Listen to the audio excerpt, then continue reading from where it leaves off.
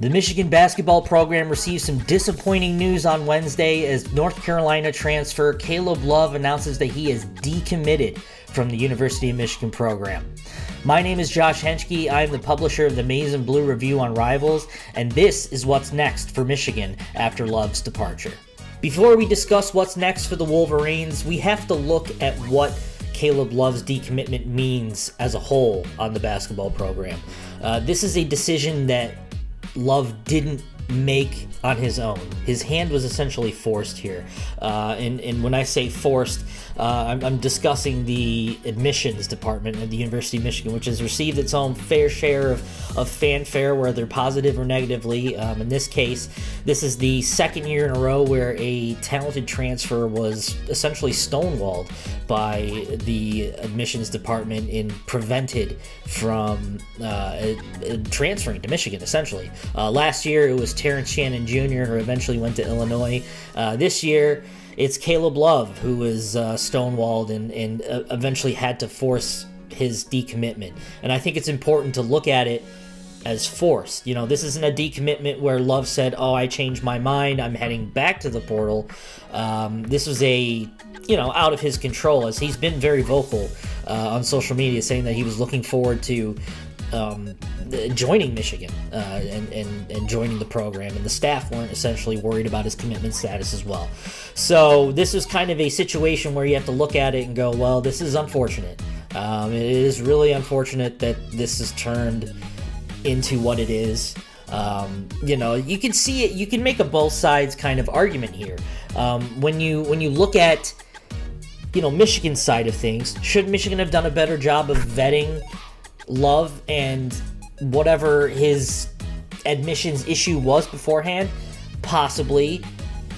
And should Michigan kind of ease their admission standards a little bit for a guy that really only has 1 year of eligibility left? Yes. So it's kind of a give and take argument here. However, it's clear that the admissions department has stonewalled the basketball program a few times.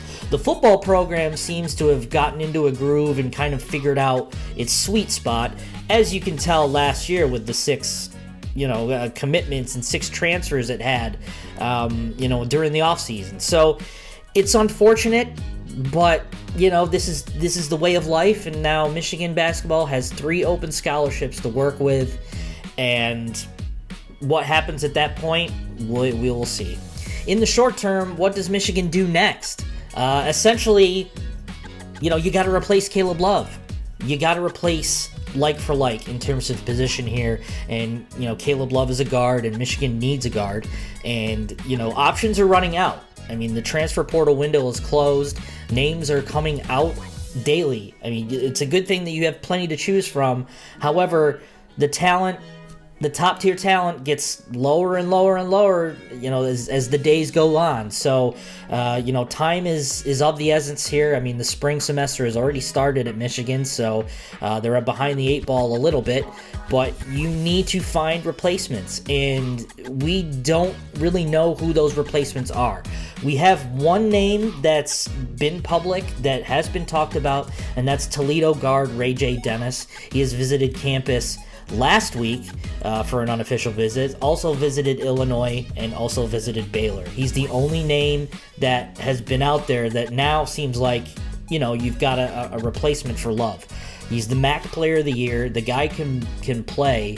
As you can see, if you've watched the Michigan-Toledo NIT game, Ray J. Dennis did a number on Michigan, and Juwan Howard spent a considerable amount of time after that game talking to him one-on-one. What he said, I don't know, but probably something along the lines of how well he played against Michigan. So where does Michigan stand with Ray J. Dennis? Unfortunately, we haven't heard very good news. I would arguably put Michigan behind the likes of Illinois and Baylor. Illinois has had the most buzz for Ray J. Dennis since he entered the portal.